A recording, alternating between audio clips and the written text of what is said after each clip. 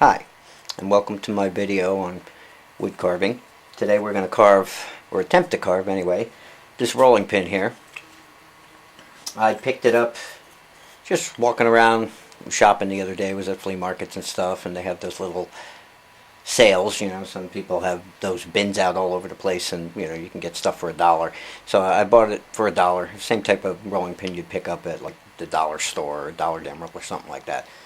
Okay, so it's not really expensive, and it's a good little neat afternoon project. So we're going to see how it carves. It's not in the best shape like a good hard maple rolling pin. The handles need to be sanded. It's kind of chipped up, but what the heck, for $1, we'll see what we can do with it.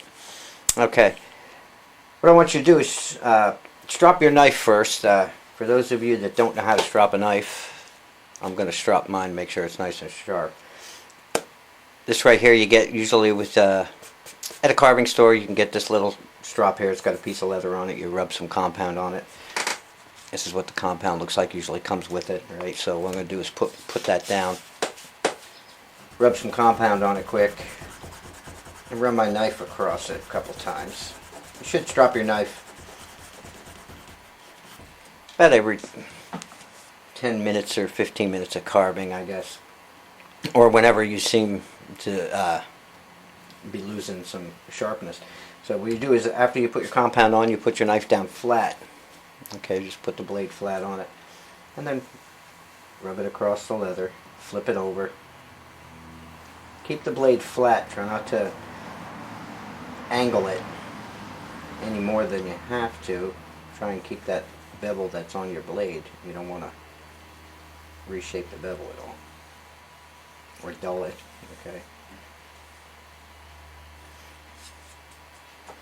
Okay, might as well do my other ones while I'm here.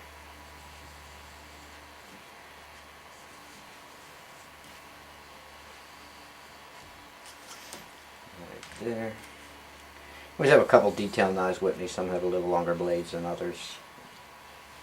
Sometimes one's a little more comfortable to hold than another, or gets in the spot that I'm trying to get in a little better. Okay, now back to this rolling pin. Maybe I'll use a marker. First of all, I'm going to find the best side to carve, and I'm probably thinking about right here, I guess. That looks pretty good. What I'm going to do is I'm going to start by drawing a line. I'm going to need a hairline around here, I guess. At least this is round already, so I don't really have to do much shaping there. We're just going to make a line, just like that. I'll take my detail knife, score it best I can, right across. I'm going to undercut it, of course. No, this doesn't carve too bad.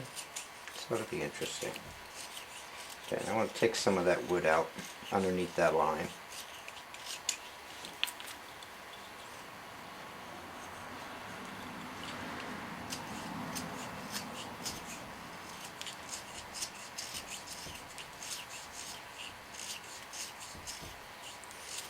I'm try and shape it a little.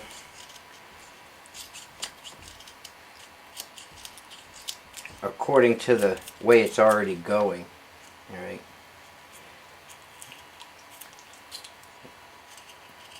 Down over the sides. Right. As a matter of fact, I think I'm going to put my carving glove on for this. I usually don't wear one, which is a bad idea. But for this, I don't trust any slippies. It's not the usual basswood I carve. Okay, so what I'm going to do, again, get a little thinner knife here, handle. You guys see that? I'm going to make sure that's cut in pretty good. A little stronger blade on this knife. I'm going to take the wood out from underneath it, trying to maintain the shape of the rolling pin, right, down over the sides. I want to keep it high in the middle a little bit because of course we want to put a nose in. All right. This is tough stuff though.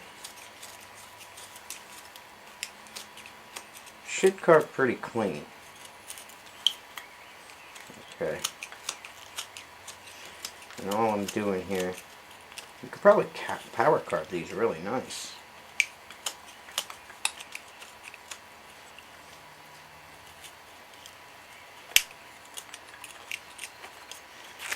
It's basically getting myself a little hairline established there. Okay, go from the center out to the sides.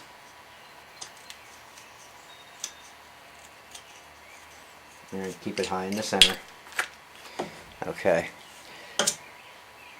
So now we have a little bit of a divot there where we're going to form our face. I might come down a little more on the sides. What I'm going to do is use my pencil here. I don't really like that marker. I'm going to come down and see the sweep here I'm going with. That way I can follow the way the rolling pin shaped. Right. I'm going to go down to the side. Make a stop cut. On the other side. And follow that stop cut. Okay. Remove the wood under it. Do your removal cut. And try to keep taking that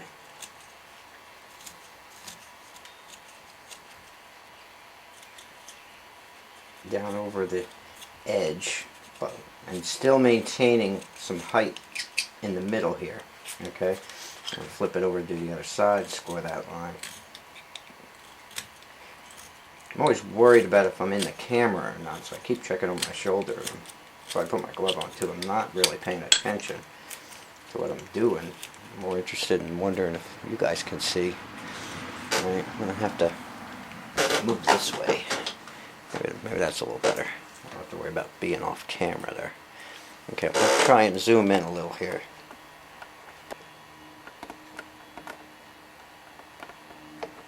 That's a little better, huh? Okay.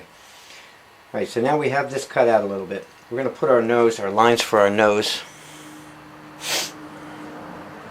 And the nose is going to be, well, let me start with an eye bridge first, I guess. I'm going to draw a line straight across just like that. You see that?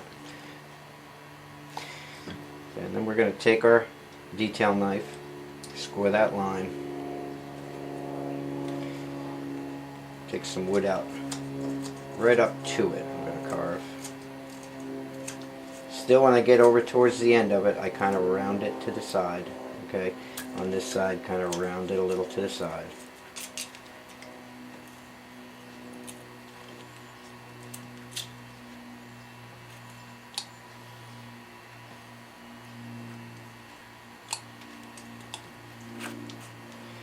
Okay, just to get that little eye bridge in there.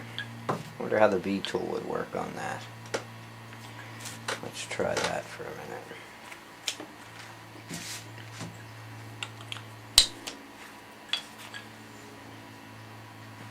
I'm going to run the V tool. I have to flip it over.